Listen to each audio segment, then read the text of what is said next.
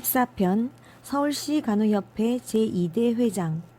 무고한 양민의 참혹한 죽음과 인간의 잔인성에 관한 온갖 풍문들이 건불에 불 붙듯 번져나갔다.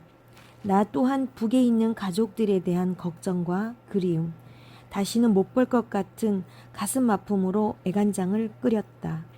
특히 나를 그리며 애태우실 어머니의 주름진 얼굴을 생각하면 밥 먹을 때에도 화장을 할 때에도 주르르 눈물보가 터진 것처럼 그렇게 하염없이 눈물이 났다.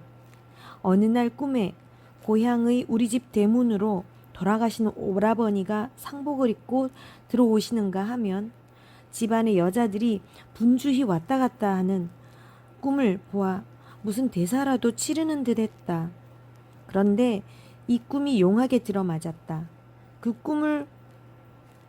꿈으로부터 한 달쯤 후 용케도 38선을 넘어 월남에 온 조카가 가족 소식을 전해주는데 어머니께서 얼마 전에 병환으로 세상을 뜨셨다는 것이다.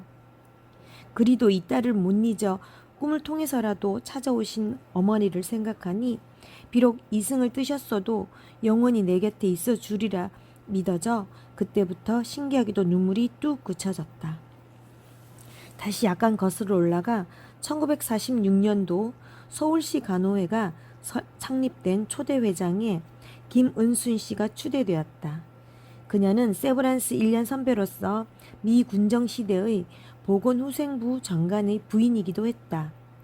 그 이듬해에는 내가 제2대 회장으로 선출됐다. 초창기라 단체의식이 희박해서인지 회의를 소집하거나 무슨 행사를 할 때 회원들이 열심히 참가해주지 않아 애를 먹었다.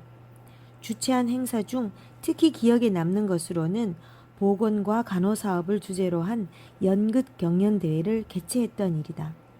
서울대학을 비롯하여 세브란스, 철도병원, 적십자병원 등 서울 시내 각 간호학교와 병원 간호사들의 많은 참여로 모처럼 열띤 경쟁을 벌였었다.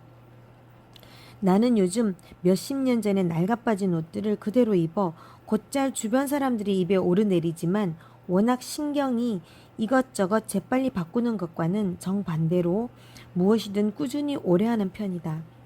직장에 있어서도 자주 옮기는 것을 무척 싫어했다.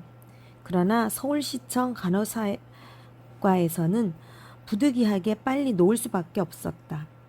애당초 루카 대위가 약속했던 과장직이 재직 1년이 넘도록 실현되지 않았던 것이다.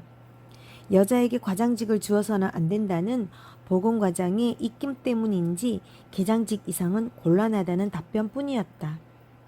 자존심이 상한 것도 물론이지만 간호사업을 원활히 수행해 나가기 위해서는 타과와의 관련 업무 등 여러 측면에서 과장직 정도의 직급이 필요했는데도 여자라는 이유만으로 계장직에 만족하라니.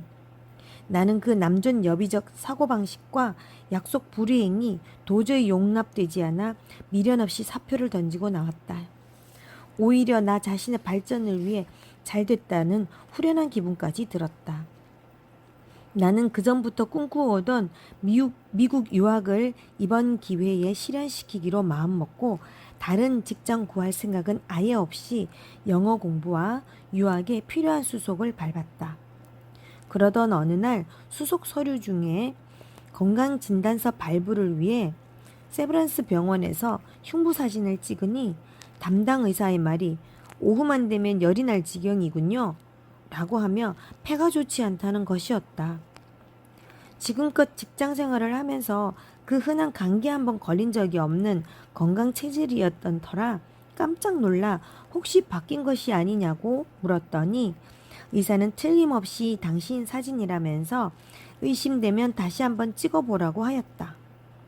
다시 찍어보았으나 똑같아서 잔뜩 낙심이 된 나는 당분간 미국 유학을 단념할 수밖에 없었다.